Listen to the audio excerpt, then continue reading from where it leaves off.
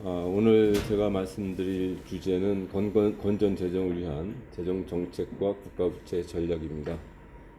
사실은 이 분야에 많은 그 경험과 또 실무적인 문제들 담당하셨던 모든 분들과 함께 이 문제에 관해서 학자로서 함께 말씀드릴 수 있는 것을 영광으로 생각을 합니다. 제가 이 주제를 준비하는 과정에서 그 재정 정책과 뭐 전략 이렇게 재정 정책 전략 이렇게 했으면 큰 문제가 없을 텐데 그 가운데 국가 부채라는 말이 들어와 있습니다. 국가 부채라는 의미는 스탁이거든요. 그래서 장기적인 문제를 다루지 않으면 국가 부채 전략이 나오지 않기 때문에 오늘 제가 말씀드릴 내용은 재정 문제에 관련된 다양한 우리 정부의 혹은 국가적인 문제들을 함께 아마 말씀드리지 않으면 안 될 것 같다는 점에서 굉장히 부담스러운 부분들이 있었음을 말씀드리고요. 앞으로 정말 우리나라가 어떻게 발전해 나가야 될지에 대한 많은 고민을 함께 여러분과 나눴으면 좋겠습니다. 이 그림은 뭐 제가 주어진 시간이 50분인데 뭐 적지 않은 시간이라고 생각이 듭니다. 저 나름대로 50분 충분하게 여러분들과 함께 말씀드리고자 합니다. 그 미국의 그 작가 토레스란 작가입니다. 작가가 만든 그 작품인데요. 지금 이 내용이 전부 그 캔디입니다. 캔디 한 70파운드 정도 됩니다. 근데 이제 보통 여러분들이 그 박물관에 가시면은 돈 타치 만지지 마세요. 근데 여기에는 앞에 만지세요. 이런 내용이 있어요. Please touch the art. 그러니까 사람들이 이 캔디를 전부 다 가져가기 시작을 했습니다. 그러니까 전부 다 이제 작품이 없어진 거죠. 근데 이 토레스라는 작가가 이제 이렇게 그 캔디를 색색으로 만들기도 하고 여러 군데 이제 설치를 했는데 한 박물관에서는 이 캔디가 줄기 시작을 하더니 어느 때부터 갑자기 늘기 시작을 하더라는 거예요. 그래서 캔디가 본래 있었던 모양보다 더 많이 캔디가 쌓였다는 겁니다. 이게 바로 우리 재정 아닌가 싶은 생각이 들고요. 보통 이러한 재정 있으면은 정부는 다 가져다 쓰고 싶죠. 그래서 일종의 저는 이것을 트레지디 오브 커먼스라고 보통 얘기를 하는데 저는 이러한 현상들을 트레지디 오브 캔디즈라고 말씀드리고 있습니다. 왜냐하면 캔디가 달잖아요. 그러니까 모든 사람들이 다 먹고 싶습니다. 당연히 가져가죠. 우리 재정이 바로 그것 아닌가 싶고요. 정말 이번에 재난지원금 해가지고 많은 분들이 소고기를 먹었다는 얘기는 바로 이 캔디를 먹은 것 같다 이렇게 생각을 드릴 수 있습니다. 더 나아가서 이제 나중에 다시 말씀드리겠지만 지금 정부가 돈을 많이 쓰고 있는데 이거 역시 프리머니죠. 트레지디 오브 프리머니. 더 이상 우리가 코먼스라는 얘기는 쓸 필요가 없는 것이 코먼스는 중세기 때 얘기거든요. 현대에 들어서 우리는 트레지디 오브 프리머니즈, 트레지디 오브 트레지디 오브 캔디스 바꿔야 되는 것이 아닌가 이렇게 생각합니다. 여담이면서 굉장히 심각한 의미를 가진 작품이다 이렇게 말씀드릴 수 있겠습니다. 전반적으로 경제 일반을 정리를 해드리고 재정 일반 정리를 해드리고 현재 앞으로 우리의 재정이 어떤 문제를 가지고 있는가를 말씀을 드리면서 그리고 아울러서 결론을 맺도록 하겠습니다. 현재 우리 경제가 대단히 이상한 방향으로 흘러가고 있다.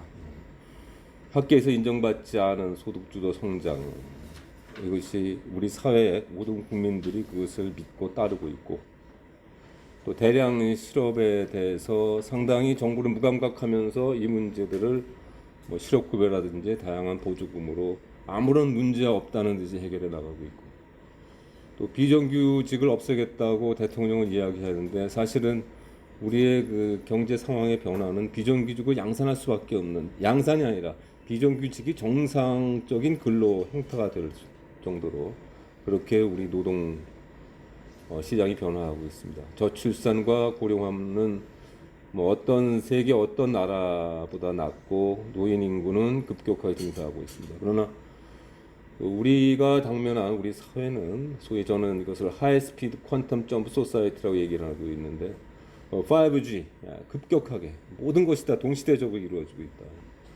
퀀텀 점프라는 건 이제 단계가 필요 없이 계속 새로운 그 아이템이 생기면 계속 점프하는 그런 사회입니다. 그러니까 기존에 우리가 가지고 있는 산업 부문에 관련된 모든 생산 시스템은 완전히 다 새로운 것으로 교체되지 않으면 안 된다 이렇게 생각을 하고 있습니다. 예를 들면은 소매업이 발전하기 위해서 매장이 있고 매장 마켓 슈퍼마켓이 생겨야 되고 뭐 이래야 되는데 이제는 더 이상 소매점 매장이 필요 없는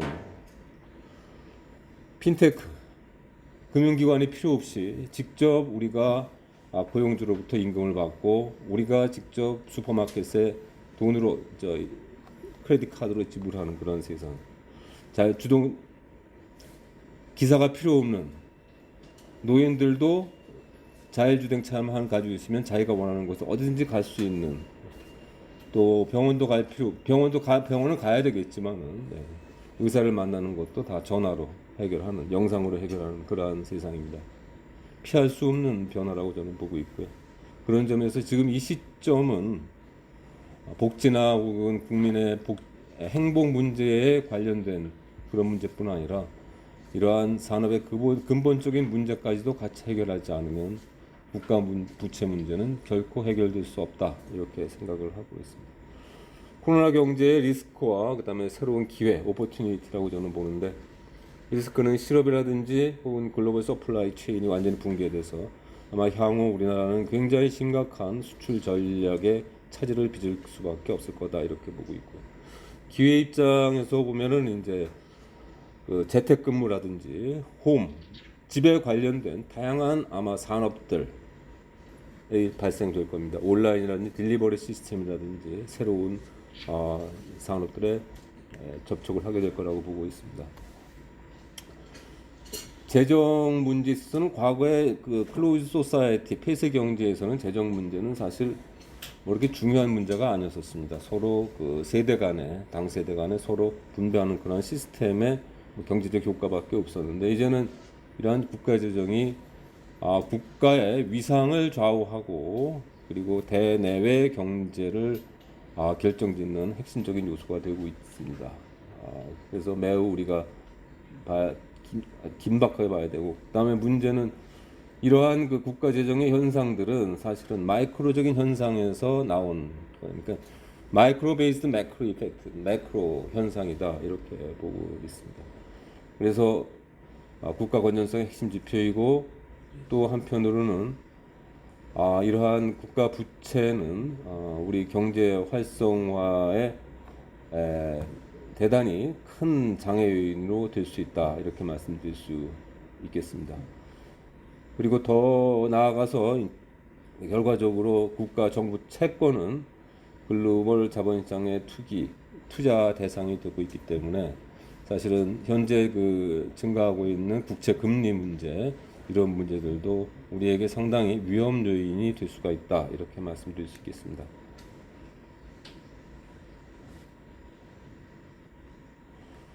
그 향후 또 하나의 문제는 앞으로 어떻게 될 거냐 하는 문제인데 공무원 군인연금의 정부 부담금이 아마 계속 증가. 이 부분은 이미 이제 확정된 국가 부채로 나타나 있는 거고요. 국민연금이 현재는 뭐 그러한 그 법제화가 되어 있지 않습니다만은 국가 보장이라든지 이러한 문제들을 여권에서 자꾸 제공하고 있기 때문에 만약에 국민연금이 국가 보장이 됐을 경우에 국민연금이 가지고 있는 잠재적 부채는 엄청난 국가의 부담이 될 수밖에 없습니다. 굉장히 심각한 문제라고 누차 강조드릴 수밖에 없고요. 또 하나는 고령화의 문제인데 국민건강보험의 의료비 부담, 노인 장기요양보험의 급여비가 급증할 수밖에 없다. 이건 노인들이 계속 수가 늘어나고 있기 때문에 그렇습니다. 앞서 말씀드렸듯이 기본소득에 대한 도입요구 증대가 있습니다만 이것이 잘하면 기존의 우리 복지 시스템을 개혁할 수 있는 중요한 계기가 되지만 만약에 기득권을 포기하지 않고 지속적인 추가적인 기본소득을 요구했을 때는 이거 역시 국가 재정에, 국가 부채에 큰 문제가 될 수 있다, 이렇게 말씀드릴 수 있겠습니다.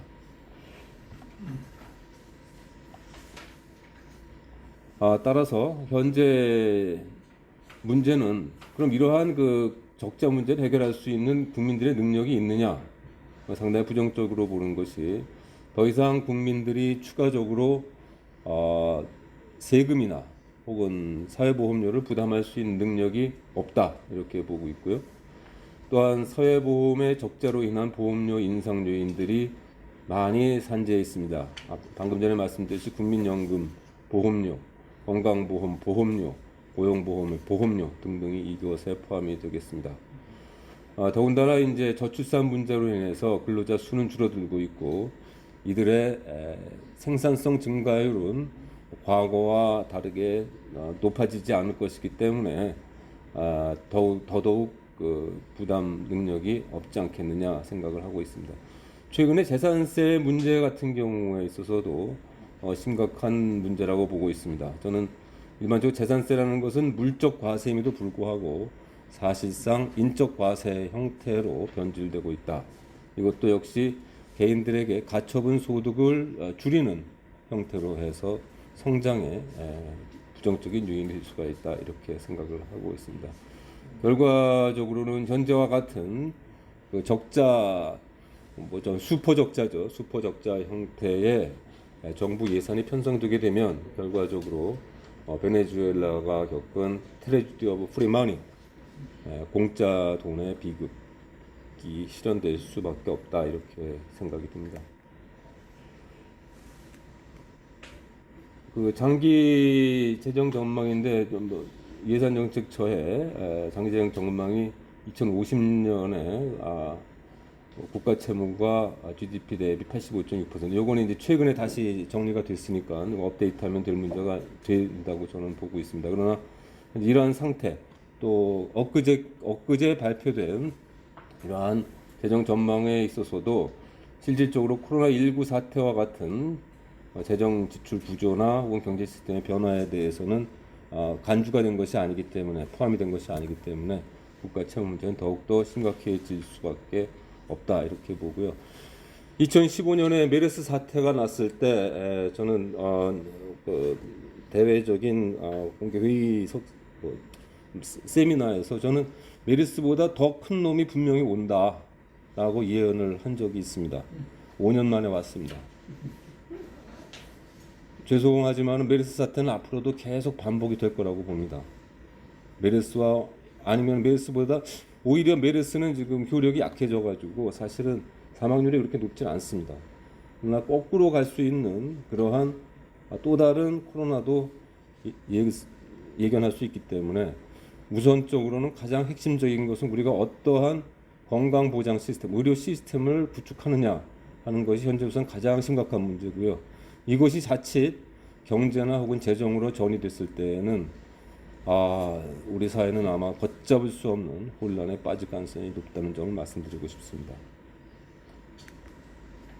국가 비채 추이율이 증가, 조세 부담률입니다. 2019년도에 여러분 보시는 바와 같이 작년 실직치입니다. 조세 부담률이 20.2%이고 어떤 다른 나라보다 과거 10년보다 무려 3% 이상, 3%포인트 이상 증가하고 있습니다. 조세 부담률에 있어서는 나라마다 좀 저는 이제 다른다고 생각이 드는데, 북유럽 국가에서는 굉장히 높은 수준이지만은, 영미 국가에서는, 우리가 이제 조만간 그들의 조세 부담률을 따라갈 가능성이 굉장히 높다, 이렇게 생각이 됩니다. 세수 실적 추이가 작년에 2019년도에 거의 0%의 증가가 있었습니다. 그러니까 정부는 열심히 세금을 많이 거두려고 하는데 워낙 그 텍스 베이스가 이제 저조하다 보니까 그 과세 표준이 그러니까 저성장으로 인해서 소득이 낮아지다 보니까 결과적으로 아무리 정부가 세수를 모으려고 해도 모아지지 않는 이러한 현상들을 우리가 직시하고 있다, 이렇게 볼 수가 있고요. 2018년도에 약 10% 굉장히 높은 좋은 실적이 있었다, 이렇게 보이지만 사실은 이 실적은 그 전년도의 경제 성장에 기초한 것이기 때문에 이 문정부에 있어서의 세수 실적은 아니다 이렇게 볼 수가 있습니다. 그래서 사실은 내년 내후년 경기가 나빠졌을 때 정부가 아무리 뭐 재산세 등을 통해서 현재와 같은 조세 시스템으로 세수를 늘리려고 해도 한계가 있지 않겠느냐 이렇게 말씀드릴 수 있겠습니다. 올해 예산안입니다. 뭐 업데이트하는 건 조금 바빴었는데요. 여러분 보시는 바와 같이 국가 채무가 GDP 대비 46%죠. 예, 마이너스가 이제 잘못 붙었습니다. 예, 46%. 굉장히 빨리 급증하고 있고요. 그다음에 국가 채무의 전망에 있어서도 2024년에 58% 정부가 공식적으로 발표하고 있습니다. 그러니까 사실은 어떻게 보면 문정부가 처음에 시작됐을 때 우리가 충분한 돈이 있다, 여력이 있다 한 얘기가 이미 이제 실현화된 것이 아닌가 싶은 생각이 들고요. 아마 제가 보기에는 코로나 사태에 관련된 올해 후반기 내년에 추경이 있을 때는 아마 저는 OECD의 뭐 국가 건전성 기준인 60%까지 도달하지 않겠느냐 뭐 이렇게 예견될 수가 있겠습니다. 한국판 뉴딜이 이제 최근에 발표가 됐는데 현재 내년도 예산은 사실은 한국판 뉴딜의 초판이다 이렇게 보시면 될 것입니다. 그래서 거기에는 한국판 뉴딜, K 뉴딜이 많이 포함이 되어 있고요. 거기에 따른 재정 적자가 심각합니다. 그리고 사실상 그 160조 원을 2024년까지 2025년까지 투입한다고 하는데 160조 가운데 20조만 이제 민간에서 재원을 조달하는 것이고 140조 원은 정부가 조달하겠다는 거니까 실제로 이것은 다 국가 부채화된다 이렇게 보시면 되겠습니다.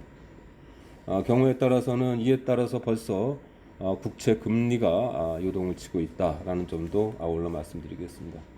그럼 이제 국민들 입장에서 봤을 때는 자기 소득이 증가해서 세금이 늘어야 되는데 재산세를 포함해서 보니까 훨씬 본인이 벌어들인 것보다 더 많은 폭의 세수 증가가 이루어지고 있다는 거죠. 그래서 저는 이것을 조세 고통 지수 이렇게 참칭을 하고 있는데요. 2019년도에 4.52% 자기가 번 소득 증가율의 4배를 더 세금을 부담하고 있다 이렇게 보고 있습니다. 그래서 국민들의 부담이 적극 늘어나고 있고요. 그다음에 지출 부분에서는 어떤 문제가 있느냐 보면 의무 지출이 이제 가장 큰 문제인데 의무 지출은 법으로 국가가 보장하겠다고 하는 제도니까요. 그래서 보시면은 복지 분야의 법정 지출이 지속적으로 늘어나고 있습니다. 이자 지출이 다소 감소하는 것처럼 2019년에 보입니다만 이것은 한편으로 낮은 이자율에 따른 부담이라고 보고요. 그래서 이자 지출의 문제보다는 현재 우리가 어떻게 실질적인 지출을 줄일 것인가에 대한 고민을 더 해야 될 시점이라고 보고 있습니다. 기능별 중앙정부 세출인데 이것은 이제 2007년부터 2017년까지의 국가 예산의 배분이 어떻게 되는가를 보여주는 것입니다. 보시는 바와 같이 경제 부분에서 우리나라는 그 비중이 줄어들고 있고요. 큰 폭으로 줄어들고 있죠. 그리고 한편으로 사회보장에 관련된 지출이 늘어나고 있습니다. 퍼센트 포인트라고 말씀드릴 수 있고요. 그래서 앞으로 우리가 어떠한 형태의 그 예산 구조 시스템을 가져가야 될지에 대한 고민을 해야 될 것입니다. 일반 행정비 같은 경우에 있어서도 우리는 변화가 없습니다만은 다른 나라에서는 매우 급격하게 변화시키고 있습니다.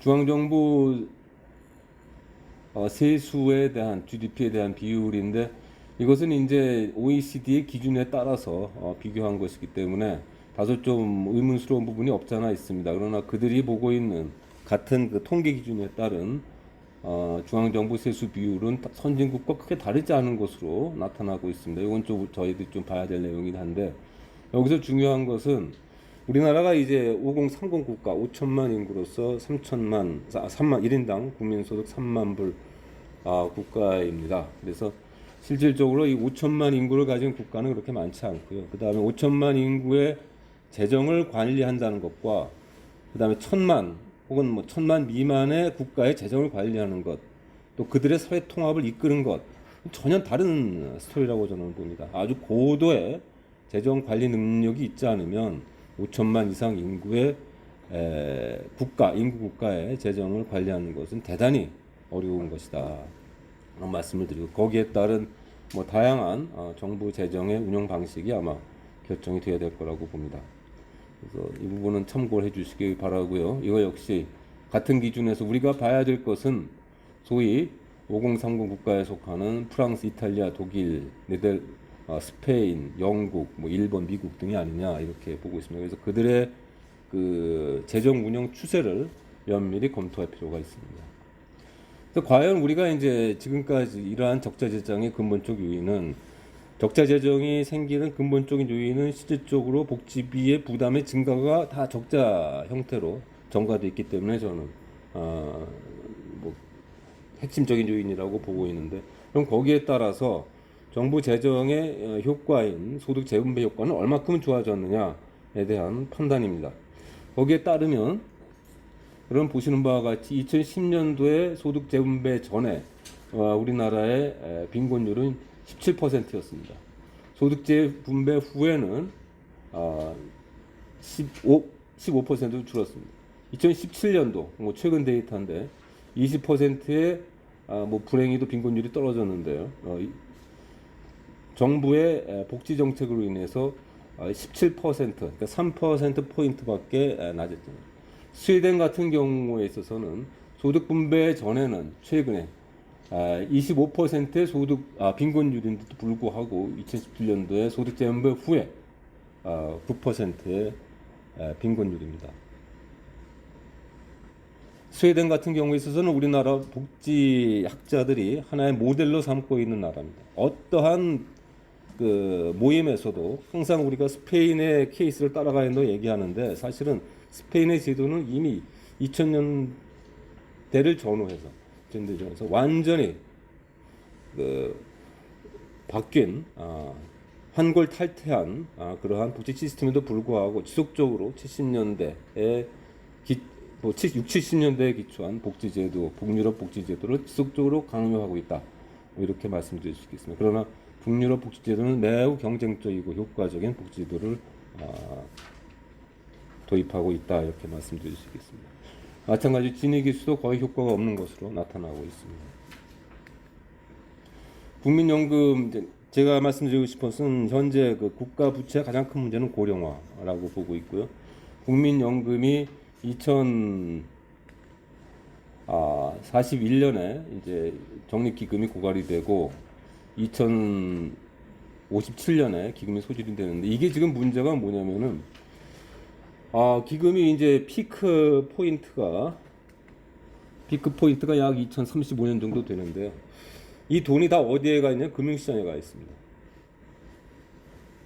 그럼 만약에 국민연금 기금이 이 돈을 급여를 위해서 빼기 시작을 한다면 우리나라 금융시장은 상상을 할 수 없는 혼란에 빠지게 됩니다. 굉장히 심각한 위기입니다. 그래서 여기에 대한 대안을 마련하기 위해서라도 서둘러서 국민연금 기금, 자본시장의 보호를 위해서라도 자본시장 국민연금 제도의 개혁이 서둘러져야 된다, 이렇게 말씀드릴 수 있습니다. 현재 재정 악화의 근본적인 원인은 모든 소득계층, 부자나 가난한 사람이나 평균 소득 대체율이 일정급니다. 자기가 낸 돈의 2배를 받고 있습니다. 고소득층조차도 자기가 낸 돈의 1.4배를 받습니다. 40%는 전부 국민의 세금으로 받겠다는 것이 현재 국민연금 제도입니다. 출산율이 떨어지고 있고 기대 수명이 상승하고 있습니다. 지금 여러분들이 기대 여명을 말씀하시는데 아마 10년 후가 되면 여러분들의 기대 여명은 아마 3, 4년 정도 더 올라갈 겁니다. 70년대 국민연금을 만들 때 기대 여명, 60세인 사람의 혹은 70세인 사람의 기대 여명이 한 20년이 됐다면은 그분들이 20년 살았는데 아직도 남은 기대 여명은 10년이 더 남았습니다. 그래서 100살입니다. 경제 성장률 떨어지고 있고 임금 상승률이 저하되고 있습니다. 현재 정부 지출에 대해 연금 부담의 다른 나라 선진국들은 거의 다 안정적으로 다 유지되고 있습니다. 2060년까지. 우리나라는 뭐 2010년 기준으로 해도 6배 이상 정부 지출이 늘어날 것으로 예상이 되고 있습니다. 다소 오래된 제도이긴 추계이긴 합니다만은 인구 문제는 미리 예측이 가능하기 때문에 충분히 신빙성 있는 자료로 보고 있습니다. 이게 이제 더 심각한 문제인데요. 고령화 리스크입니다. 건강 리스크입니다. 여러분 생각하시기에 대개 나이 드신 분들은 건강보험 진료비가 1인당 진료비입니다. 떨어질 것 같은데 이것은 이제 국민 1인당 건강 진료비인데요. 이 2010년 이후로 계속 늘어나고 있습니다.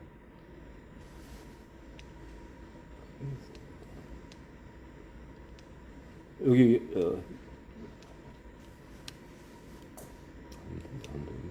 꺾이는 부분, 여기까지는 꺾이는데 이다음부터 계속 늘어나고 있습니다. 85세 이상의 분들이 노인 진료비를 제일 많이 쓰고 있습니다. 근데 실질적으로 이분들은 돈이 별로 없으신 분들입니다. 젊은 층이 부담하거나 아니면 우리 사회가 부담하는 이 근본적인 이유는 장기 노인 요양보험의 도입입니다. 장기 노인 요양보험이 도입이 되면서 자기의 요양비가 20%에서 15%로 줄어드니까 이 80%가 전부 의료비로 다 빠지는 것이 아니냐, 그러한 소득 효과가 아니냐 그렇게 보고 있습니다. 장기 노양 급여비 1인당 급여비가 이렇게 급증하고 있습니다. 이거는 이제 최근 코로나 리스크에 관련된 문제인데 지금 코로나 리스크에 관련돼서 5천만 굉장히 중요한 의미를 갖고 있는데 일률적으로 통제를 하고 있습니다. 그런데 이탈리아가 제일 먼저 가장 큰 피해를 보지 않았습니까? 선진국에서 이탈리아 케이스입니다. 90세 이상인 분들이 코로나로 인해서 사망한 로스 타임이 1년 정도, 1년 일찍 돌아가신 겁니다. 반면에 50대인 사람들은 30년 이상의 타임 로스가 생긴 겁니다. 30년 이상 일찍 죽은 거라는 거죠. 그럼 우리는 모든 국민들을 다 똑같이 음압 실험 시대다, 음압 시대다 집어넣고 있는데 또 모든 사람들이 거기다 올인을 하고 있는데 과연 우리가 공중보건 체계에서 혹은 국가 예산으로 들어가는 일들이 과연 85세인 분들과 50세인 사람들과 똑같이 관리를 해줘야 될 것이냐에 대한 고민이 필요하다 이런 얘기죠. 그리고 이미 우리는 코로나에 대해서 잘 알고 있습니다. 많은 데이터들이 지금 계속 쌓이고 있습니다. 대강 어떻다는 거 대강 다 알고 있습니다. 이 미국 데이터입니다. CDC 데이터인데요. 사망률이 40대는 거의 없습니다. 40대 이하는. 사망은 거의 85세 이상에서 생기고 있습니다. 또 코비드로 인한 사망자 비율입니다. 그러니까 사망자 가운데 코비드로 죽은 사람들. 근데 거의 25% 미만입니다. 와이트 같은 경우에 있어서 혹은 더 젊은 연령층 같은 경우에 있어서는 거의 10만 명 1, 2% 수준입니다. 사망자 가운데 코로나로 죽은 사람이 1, 2%. 그리고 우리가 앞으로 계속 이러한 코로나 사태가 주기적으로 반복될 텐데 맨날 록다운하고 앉아 있을 거냐, 경제 다 죽일 거냐 하는 얘기를 할 수밖에 없고요. 그래서 여기서 제가 이야기하고 싶은 것은 물론 의료진들 관점, 감염병 전문의 같은 경우에 있어서는 물론 코로나 문제를 모든 국민들에게 똑같이 치유해주고 그 다음에 그들이 일상생활로 돌아가게 하는 것은 대단히 중요한 의미를 갖습니다. 그러나 이제는 코로나에 대해서 우리가 알고 있기 때문에 누가 이 문제를 결정해야 할 것인가 하는 문제죠. 과연 경제를 죽일 것인가? 사람을 예를 들면 어떤 우선순위를 이제 결정해야 되고 거기에 따른 적극적인 대응 전략을 세워야 하는데 그러한 전략 없이 모든 문제들이 진행이 되고 있다는 점을 우리가 이제는 변화를 꾀해야 할 때가 아니냐 그렇게 생각을 하고 있습니다. 경제적 요소를 감안해줘야 된다 말씀드릴 수 있고, 이것은 그 한반도 선진화재단의 이제 연구 결과 중에 하나인데요. 현재 상태에서 현재 복지 수준을 그대로 유지한다고 했을 때, 정부의 부담이 어느 정도 될 것이냐를 보고 있는 것입니다. 그랬더니 2050년이 되면 세수를 15조 정도 현재 현가입니다. 현가로 더 걷어야 된다 하는 결과를 나올 수 있고요. 그 다음에 결과적으로 이 돈을 우리 정부가 세금으로 징수할 수 없는 상황일 것이니까 어차피 그러니까 세금을 경제 성장률만큼 우리가 증액시킨다고 하더라도 이로 인한 국가 부채는 306조 원이 될 거다 이렇게 보고 있습니다. 그래서 이 고령화가 국가 부채에 관련된 문제들을 우리가 봐야 될 거고요. 현재 공무원 군인연금 충당 부채는 약 한 944조 정도 되고 있습니다. 현재 이러한 이슈가 뭐 사실은 핵심 주제로 될 수밖에 없는 것은 문재인 정부의 경제 정책이라고 얘기할 수밖에 없고요. 그래서 이들의 이 정책의 특성을 보면은 전체적으로 모든 것이 다 커맨드 앤 컨트롤 with 캐시, 현금으로 모든 것을 다 통제하고, 그러니까 명령 통제를 하고 부작용은 돈으로 막겠다는 것이 이들의. 또 하나는 이제 프라이스 세팅입니다. 그러니까 시장 경제를 완전히 무시하고 있다. 그리고 경제적 유인, 경제 활성화에 대해서는 전혀 무시하고 있지 않겠느냐 하는 생각이고요. 사회재산권의 보호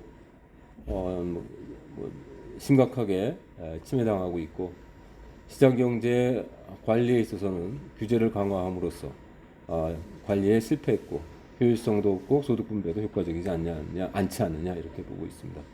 결과적으로는 아까 보셨습니다만 일체적 재분배 문제가 사실은 뭐 항상 결과적으로는 다른 나라에 비해서 일체적 재분배 문제는 양극화 문제는 정치적 아젠다라고 얘기할 수밖에 없습니다.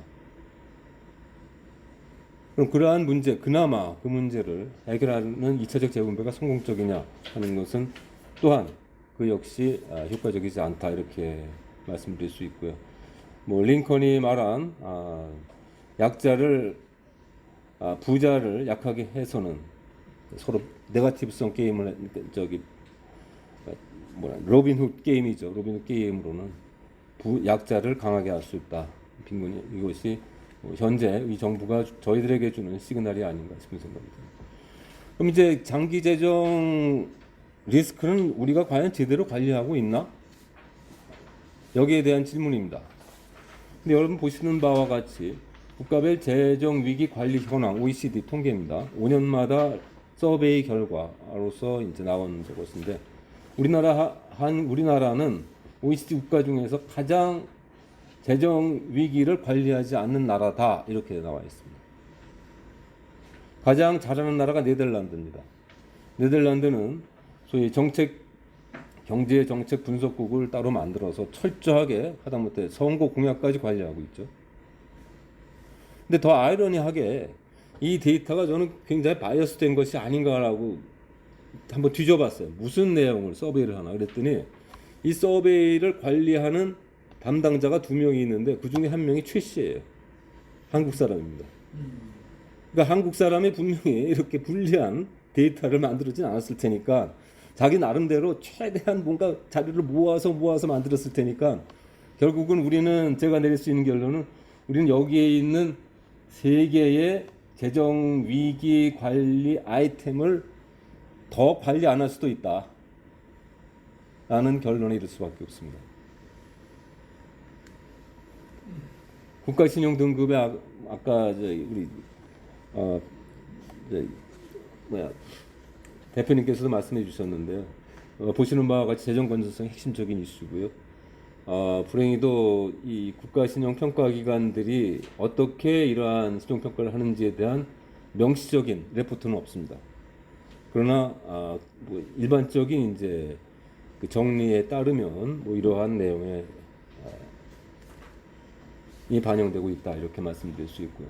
그럼 앞으로 이제 재정 리스크가 어떻게 될 것이냐? 기초연금은 앞으로 계속 증대될 겁니다. 아니면은 기본소득의 형태로도 아마 증가될 수가 있습니다. 개인의 지금 가장 큰 문제는 그동안에 개인이 책임졌었던 개인의 생활을 전부 다 모든 것을 다 정부에게, 우리 사회에다 다 떠넘기고 있다. 정부가 그것을 아주 기꺼이 다 받아들이고 있다는 데 문제가 있습니다.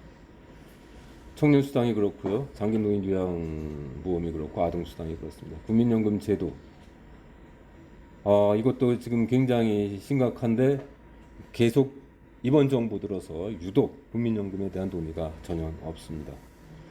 건강보험과 노인 장기요양보험의 재정 부담이 가중되고 있고 공무원 증원 이번 정부에 많이 됐고 더군다나 더 큰 문제는 비정규직을 정규직까지 전환하는 그러한 행정비용이 급격하게 늘어나고 있습니다. 기관시설의 노후화 심각하고요. 최근에 있었던 뭐 산사태 이 문제도 이 관점 중에 하나라고 보고 있습니다.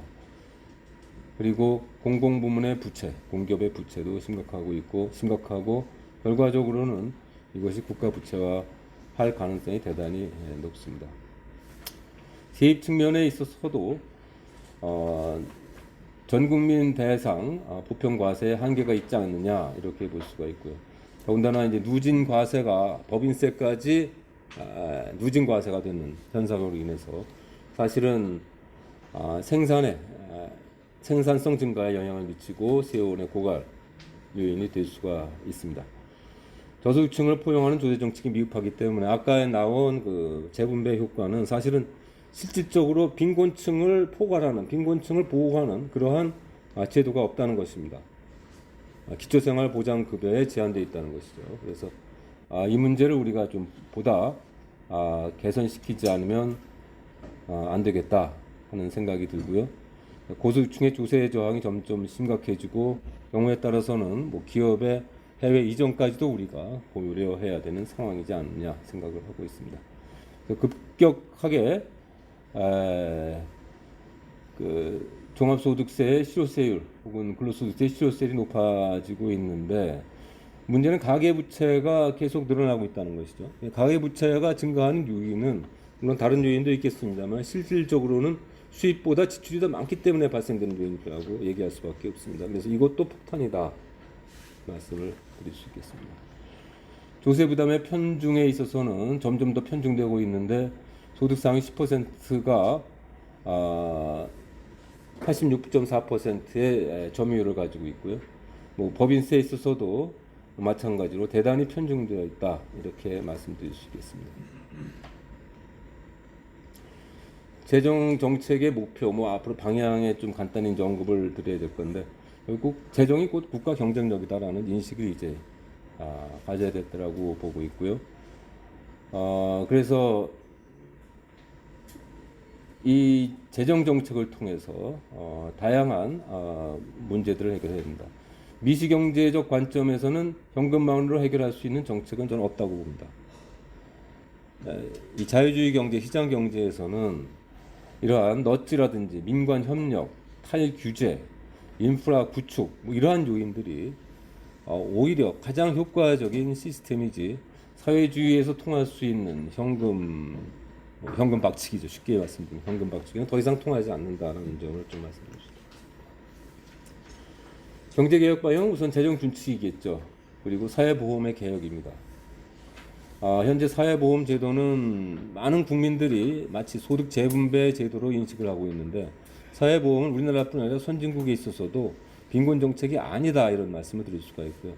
근로자들의 생활 안정을 위한 제도라는 점을 말씀드릴 수 있습니다. 그리고 이들의 사회보험 만족도를 높이기 위해서는 민영보험을 활성화시키는 것이 필요하지 않겠나 그렇게 생각을 합니다.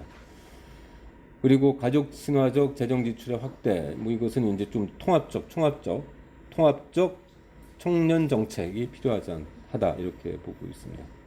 경제 구조 개혁은 제조업과 ICT 산업을 중심으로 한 4차 산업을 제조업에 적극적으로 도입을 해야 된다 이렇게 말씀드리고요. 그다음에 또 하나는 이제 경제의 내외부적인 환경 변화에 따라서 경제 예산 시스템 혹은 재정 시스템에 유연한 재정 구조 조정이 있어야 된다 이렇게 말씀드립니다. 가장 좋은 예가 이제 스웨덴이라든지 아일랜드, 오스트리아 같은 케이스를 예를 들 수가 있고요. 재정 건전성을 위한 재정 개혁을 위해서는 가장 시급한 것이 노동시장에 근거한 연금 개혁이다 말씀드립니다. 또 하나는 이를 위해서는 이제 세대 간 계약이 필요한데 이것은 국민들이 한꺼번에 모여야 되겠죠. 그래서 대통합, 뭐 대타협, 뭐 이러한 이제 정책이 있어야 된다. 현재와 같이 줬다가 뺏는 식의 이러한 재정 개혁은 아마 더 이상 불가능하지 않겠나 이렇게 생각을 합니다. 이것이 이제 제가 보는 방금 전에 말한 사회적 대타협입니다. 여러분 보시는 바와 같이 기업, 가계, 정부의 이제 삼각 역할이 있는데 기업과 가계는 뭐 고용 관점에서 보면은 완전히 적대적 관계죠. 기업과 정부의 관계는 완전히 규제적 관계고요. 가계와 정부와의 관계는 최후의 안정망이 아니라 only one, 오직 국가 보험만이 뭐 필요하다는 입장입니다. 사보험은 필요 없다는 관점이거든요. 근데 사실은 이것을 거꾸로 기업과 가계가 협력하고 기업과 정부가 탈규제해서 경제성장에 기여하고 가계와 정부가 사회보장망을 최후의 안전망으로 하고 스스로 자립할 수 있는 사회안전망을 구축할 수 있다면 더 이상 복지 비용은 필요 없는 겁니다. 돈을 쓸 데가 없다는 얘기라고 말씀드릴 수밖에 없습니다.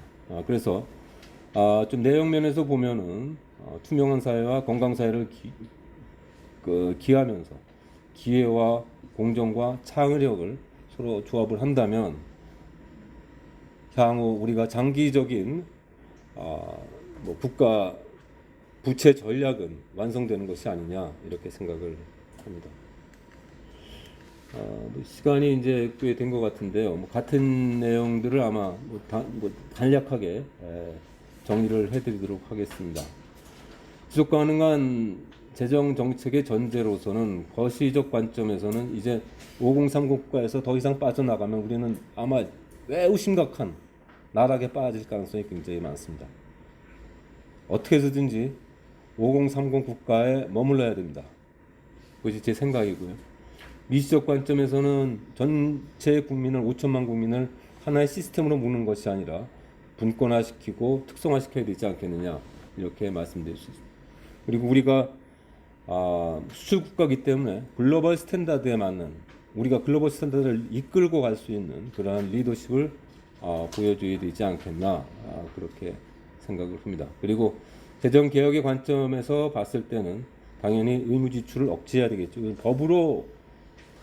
법으로 약속한 것이기 때문에 국회가 움직이지 않으면 의무 지출 문제는 해결되지 않습니다. 지금 선제적으로 억제해야 된다고 보는 입장이고요. 탈규제 관점에서는 이제 공정거래의 관점이 아니라 경쟁 촉진의 관점에서 봐야 됩니다. 공정거래와 경쟁 촉진의 문제는 전혀 다른 얘기입니다. 공정거래는 룰 세팅을 해놓고 공정한가를 보는 것이고 경쟁 촉진의 문제는 네거티브 시스템, 마음대로 풀어놓고 마음대로 경쟁할 수 있는 그러한 시스템을 만들어줘야 되지 않겠느냐 이렇게 생각을 합니다. 저소득층의 재분배 문제는 국가의 기본 과제일 수밖에 없고 투명한 공유지 감독 아까 말씀드렸듯이 만약 캔디 이슈입니다. 캔디를 마음대로 가져갔을 때는 반드시 도로 갖다 놓도록 하는 시스템이 되어야 된다. 복지 개혁이 제일 중요하고요. 그래서 복지 정책은 이제 사회 발전 정책으로 바꿔야 된다. 복지 정책은 빈곤층을 위한 정책입니다. 돈을 더 쓰고 싶으면 그것이 복지 정책에서 탈피를 해서 사회 발전 정책으로 바뀌어야 된다. 우리의 웰페어를 증진시키는 선진화시키는 시스템으로 가야 된다는 것이고요. 복지 정책의 기본 원리는 그런 점에서 빈곤층의 후생을 극대화시키는 시스템. 그리고 기회 형평성의 중심은 양이 아니라 질을 통해서 언제든지 기회를 확보할 수 있는 그런 시스템으로 가야 되지 않겠느냐 그렇게 생각합니다. 복지 개혁에 있어서는 저는 라이프타임 소셜 인슈런스 생애 보장 사회보험 시스템 생애를 보장해주는 사회보험 시스템으로 가는 것은 노동시장을 더욱 효율화시키고 근로자들의 생활 안정을 기한다는 점에서 대단히 우리가 깊이 성찰해야 될 이슈다고 보고 있고요. 복지 개혁은 더 나아가서 장기적인 이슈니까 통일 한국에 적용할 복지 모델을 이제 구축해야 될 시점이라고 보고 있습니다.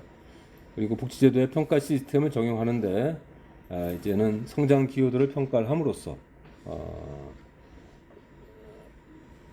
그 효율적인 복지가 되도록 하고, 특히 이제 생산적 시민단체 서드 섹터가 국제 GDP에 기여하는 수준입니다. 선진국 같은 경우에 4에서 5% 정도 됩니다. GDP에 시민단체가 4에서 5% 기여합니다. 우리나라는 시민단체가 우리나라 경제성장에 기여를 하고 있나?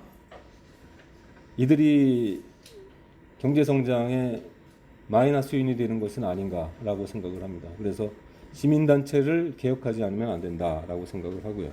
결과적으로 복지비 없는 복지국가를 만드는 것이, 복지 지출 없는 복지국가를 만드는 것이 국가 재정의 핵심적인 요소가 된다고 보고요.